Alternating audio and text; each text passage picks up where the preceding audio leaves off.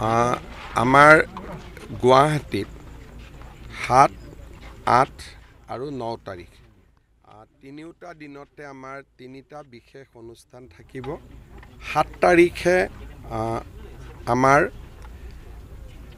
যিটো আমি জাহাজৰ জৰিয়তে পৰ্যটকৰ আকৰ্ষণ কেন্দ্ৰ কৰিব খুজিছোঁ গুৱাহাটীক, আমাৰ ইনলেণ্ড ৱাটাৰ যিটো টাৰ্মিনেল বনাইছোঁ প্ৰায় ৪০০ কোটি টকা খৰচ কৰি, তাক ভাৰতৰ বিত্তমন্ত্ৰী নিৰ্মলা সীতাৰমণ ডাঙৰীয়ানীয়ে উদ্বোধন কৰিব।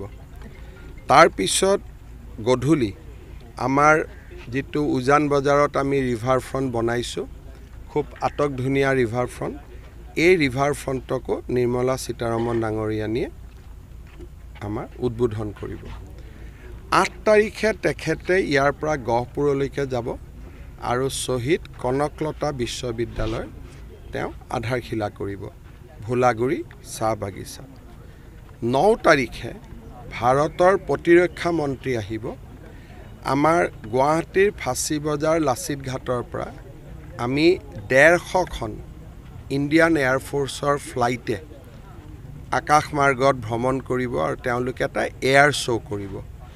যিটো আগতে আমি সূৰ্য কিৰণ কৰিছিলোঁ, এইবাৰ ৰাফেল, মিগ, সুখই বহুতখিনি ১৫০খন বিমান আহিব আৰু সেই এয়াৰ শ্ব'ত কেন্দ্ৰীয় প্ৰতিৰক্ষা মন্ত্ৰী ৰাজনাথ সিং উপস্থিত থাকিব।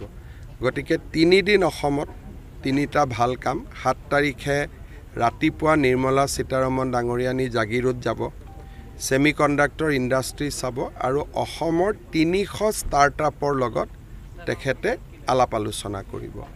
তাৰ পৰা তেওঁ গুৱাহাটীলৈ আহিব, আহি আমাৰ জাহাজ টাৰ্মিনেল আৰু ৰিভাৰ ফ্ৰণ্ট উদ্বোধন কৰিব। পিছৰ দিনা কনকলতা বিশ্ববিদ্যালয় আৰু ৯ তাৰিখে অসমত আগতে কেতিয়াও ইমান ডাঙৰ এয়াৰ শ্ব' হোৱা নাছিলে। উপজা ঠাইখনৰ স্মৃতিয়ে বৰকৈ আমনি কৰে।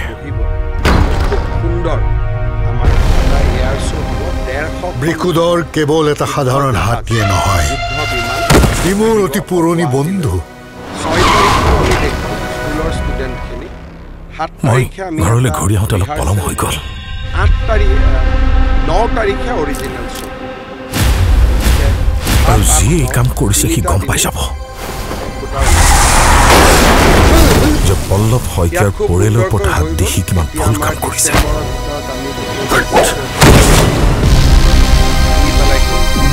তাৰ যিটো ছেকেণ্ড পাৰ্ট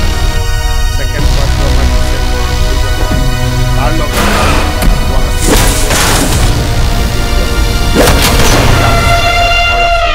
সেই বাংলোটো আমাক তাতে আমি এটা টেক্সটাইল মিউজিয়াম কৰিম।